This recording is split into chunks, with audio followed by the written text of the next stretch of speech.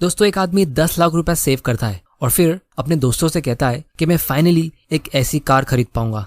लेकिन दूसरा दोस्त कहता है मेरे पास भी 10 लाख रुपए है, लेकिन उसे मैंने स्टॉक्स में इन्वेस्ट किए क्योंकि कुछ साल बाद मेरा डिविडेंड इनकम ही मुझे हर साल एक नई कार खरीद के देगा। दोस्तों, ये एक छोटा सा डिफरेंस होता है रिच और पुअर माइंडसेट के बीच में, जहां ये आदमी हमेशा पैसों के लिए काम करता रहेगा और फाइनेंशियल फ्रीडम उसके लिए हमेशा एक सपना रह जाएगा। और दूसरी तरफ ये आदमी टाइम के साथ और ज्यादा फाइनेंशियली स्ट्रांग और अमीर बनता रहेगा कंपाउंडिंग के जरिए। और सबसे सैड चीज ये है कि ये चीजें जैसे डिविडेंड्स, इन्वेस्टिंग, फाइनेंशियल फ्रीडम हमें स्कूल में नहीं सिखाई जाती और ना ही बहुत लोगों के पेरेंट्स उन्हें सिखाते, जिसकी वजह से ज्यादातर लोगों का माइंडसेट ऐसा ही होता है।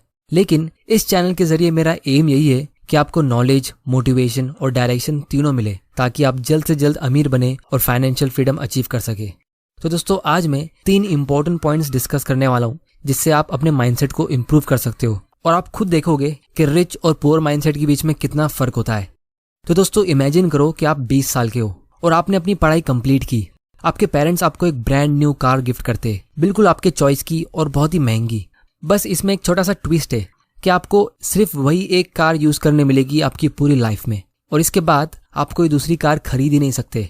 तो ये चीज जानने के बाद आप क्या करोगे?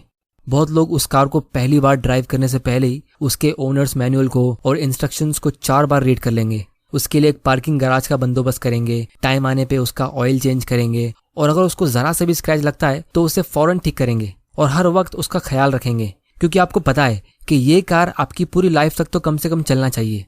उसी तरह आपकी बॉडी और आपका माइंड भी आपको एक ही बार मिलता है आपकी पूरी लाइफ के लिए, और अगर आप उसे सही तरीके से नहीं यूज करते और उसका ख्याल नहीं रखते तो ये ऐसा हो गया जैसे आपने अपनी कार को ऐसे ही रोड पे छोड़ दिया खराब होने के लिए।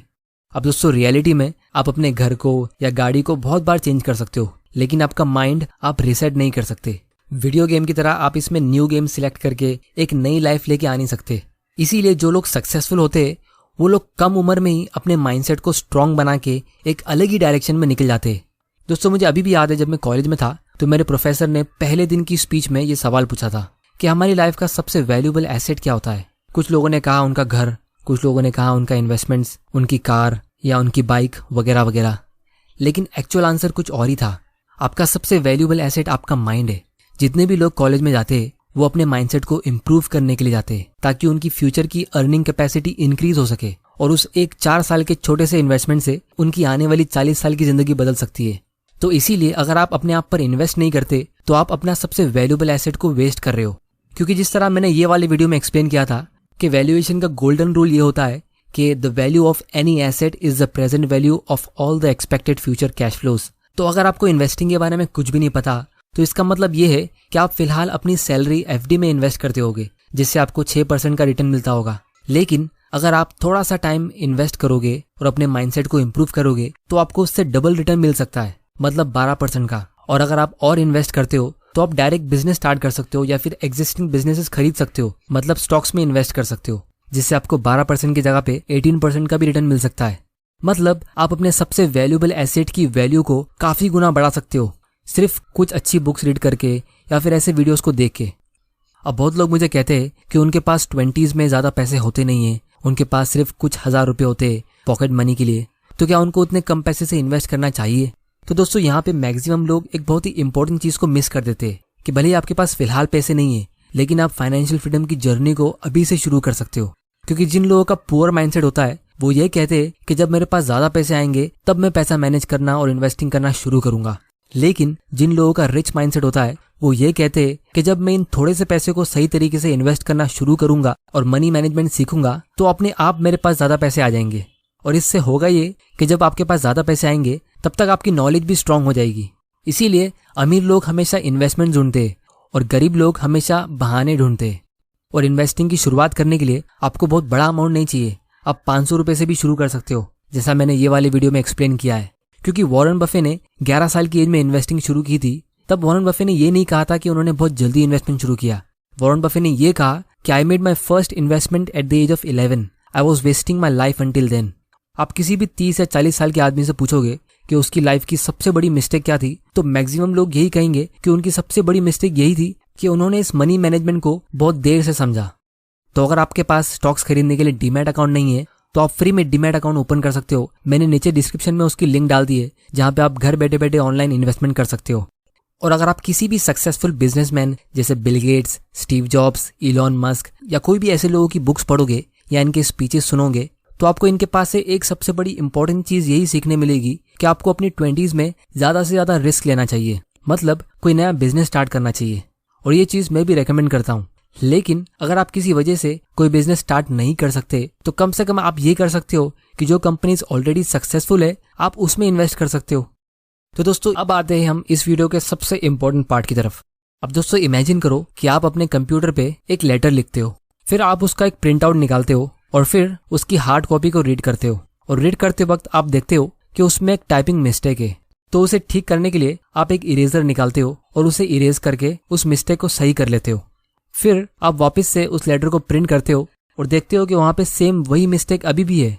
आप थोड़ी देर के लिए सोच में पड़ जाते हो कि ऐसा कैसे हो सकता है, इसे तो आपने ठीक कर दिया था। तो इस बार आप एक बड़ा वाला इरेजर लेके आते हो और फिर उसे इरेज करके वापस से प्रिंट आउट निकालते हो, और फिर आप चौंक जाते हो कि वो सेम मिस्टेक अभी भी वहां पर है। आप परेशान हो जाते हो कि ये हो क्या रहा है। बाद में आपको पता चलता है कि एक्चुअल प्रॉब्लम तो वो पेपर या प्रिंटर की नहीं थी, एक्चुअल प्रॉब्लम तो उस प्रोग्राम के अंदर थी जहां आपने गलती करके रखी थी। उसी तरह बहुत लोग कहते हैं कि उनके पास पैसे नहीं है, उनकी फाइनेंशियल कंडीशन बहुत खराब है। तो जो उनकी फाइनेंशियल कंडीशन है वो एक्चुअल प्रॉब्लम नहीं है, वो तो बस एक रिजल्ट है। एक्चुअल प्रॉब्लम उनका माइंडसेट होता है। ऐसे लोगों की अगर करोड़ों की लॉटरी भी लग जाएगी तो भी वो कुछ साल में वापस उसे गवा देते हैं। और हमारे पास इसके बहुत सारे रियल एग्जांपल्स है। 70% से भी ज्यादा लॉटरी विनर्स 10 साल के अंदर वापस बैंकरप्ट हो जाते हैं। क्योंकि जैसा मॉर्गन हाउसेल ने कहा था, success is driven by compounding which takes time and destruction can happen in seconds.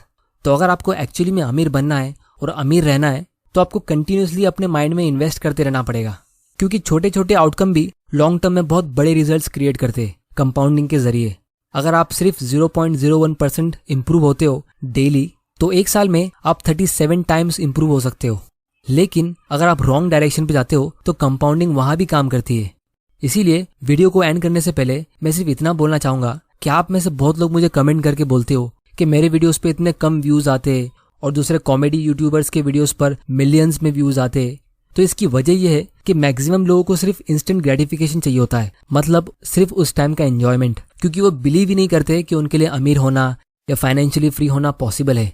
तो whether you think you can get rich or you think you can not get rich, you are always right. जो आप सोचते हो आप वही achieve करते हो। अगर आप पैसे सेव नहीं करते ये सोच के कि आप कभी अमीर बन ही नहीं सकते, तो वही होगा।